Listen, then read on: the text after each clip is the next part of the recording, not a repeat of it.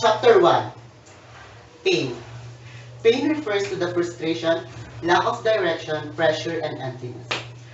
What are these frustration, lack of direction, pressure, and emptiness? So these are the one that when we are not able to express or show our own ideas and understanding to solve those problems. We do not have the voice to express our own understanding and ideas. So example nito is pag nasa school tayo, nagtanong yung teacher kung ano yung sagot nito, pero alam natin yung sagot. Pero hindi tayo nagsalita kasi nahihiya tayo. Yun yung pain sa atin. Hindi natin kayang i-express yung voice sa atin. Then, sometimes, because we are shy or afraid, yun nga, sa school, hindi natin papakita yung natin, yung voice natin, kaya nagiging problema yun or yung pain sa ating sarili. What is voice? Voice is a personal significance, a significance that is revealed as we face our greatest challenges and which make us equal to them. Our voice connect with our talent, passion, need, and conscience. Number 1, talent. Natural gifts and strength. Tama ka. Yung talent is, this will help us to reveal and show our voice, especially when we are using it in good and also in inspiring others to find the gifts of the Lord, and also this will lead them to search their own voice.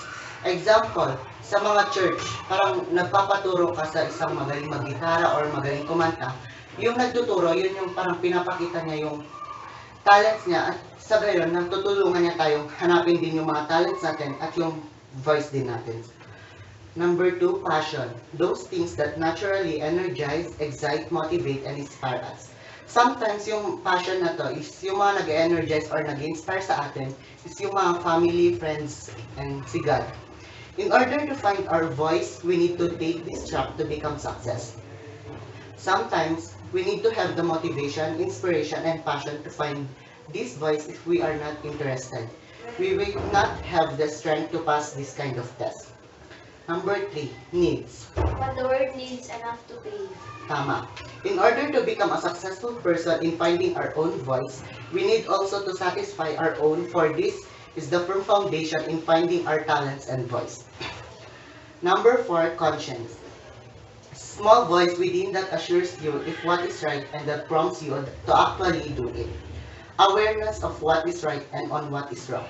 So yung conscience, ito yung parang nagsasabi na gawin natin itong isang bagay na to kasi nakakabuti sa iba at sa ating sarili. Or minsan, hindi, ito din yung nagsasabi sa atin na wag natin gawin ito kasi nakakasakit tayo ng kapwa. Finding our voice would not be easy for there will always be struggles and tests. So, we must have the conscience if this would be the right thing to do or is this the right decision to make for it will contribute to our great success. The story of Muhammad Yunus give us the inner peace to concentrate and also to think that we can also do such things like Yunus does. So, yung ginawa ni Yunus is, he said he didn't have any vision to begin with. He simply saw someone in need, tried to fulfill it, and the vision evolved. Muhammad Yunus' vision of a poverty-free world was set in motion with an event on the street of Bangladesh. So nagpatayo siya ng mga bangko para sa mga mahihirap kasi alam niya na minsan yung mga mayayaman, hindi sila nagbibigay ng karapatan sa mga mahihirap para bigyan ng pampuhunan, gano'n. So Muhammad Yunus is an example of man who did exactly that sense human need, and respond to conscience by applying to talent and passion to meet that need. He found his voice and inspire others to find theirs. So I have read a verse in the Bible that also reflect to bring out our voice and let others hear this. The verse is from Mark 4:21 and it says, He also said to them, Is a lamp brought into be put under a basket or under a bed? Isn't it to be put on a lampstand? So ito, nag-explain na, yung lamp, ito yung voice natin. Dapat wag daw natin itago ito sa iba para sa gayon, makita ito ng mga iba at gamitin nila ito para mahanap din yung sa kanila. Parang sa light. This explains that our light should not put into something that is no one can see, for the purpose of light is to let others use it. This is to see the way in finding also their own light or yung voice nila. God never promised a life with no pain, but He will never let you experience pain without a purpose. Chapter 2, the problem.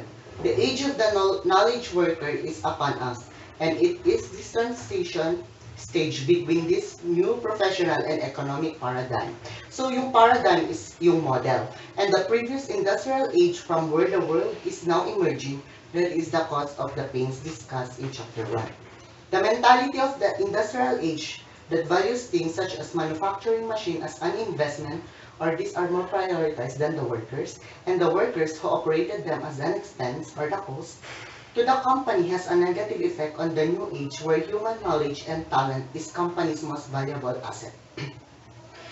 Valuing a person's able body, as was the case in the industrial age, now the whole person, body, or to live, mind, to learn, heart, to love, and spirit, to leave a legacy, must be satisfied in order to achieve the utmost or the highest degree of an amount, productivity, and personal well-being. Covey uses the short film Max and Max as an example of how micromanaging worker and the control philosophy of management that has its roots in the industrial age team health mindset. This is a sure way to create a codependent culture within an organization that drains its people of initiative and leadership qualities. This suppression of human talent and voice result in low productivity and the personal pains described in chapter 1. Because human nature is largely driven by a person's ability to make choices with regard to their thinking and action, it is crucial for managers and leaders to create a setting that fully whatever happens today, just relax and manage to smile. Life is not a problem to be solved, but God's 3. The solution. This chapter is the solution to the pain in chapter 1 and also the problem in chapter 2. The solution to the pains and problems of modern society and business is discovering and expressing one's voice by gaining a solid understanding of personal identity. Then showing others how to get in touch with their own unique and gifts.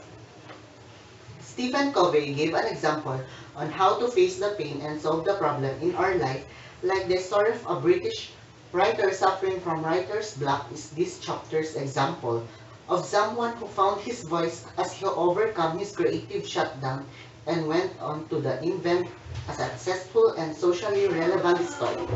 Amid his despair and mounting debts, the writer took to walking the streets of London at night, where he witnessed intensely abject poverty and the corresponding social ills. To find the solution of a problem is actually by looking to the problem and transform this problem into a solution. The solution that will make a big change not only to our lives but also into other people. Just like in a quotation, a true teacher does not terrorize ignorant student because a true teacher knows that it is his job to cure ignorance. This explains that one must not look to the real problem for it will only make him stressed, but he must look to the problem and make this problem the solution. Gradually, the full reality of what he was seeing began to hit him. The impact of selfishness and greed and those who would take advantage of others. An idea touched his heart and began to grow his mind. He returned to his writing with an energy and enthusiasm he had never known. His whole life had changed. He truly found his voice. Covey.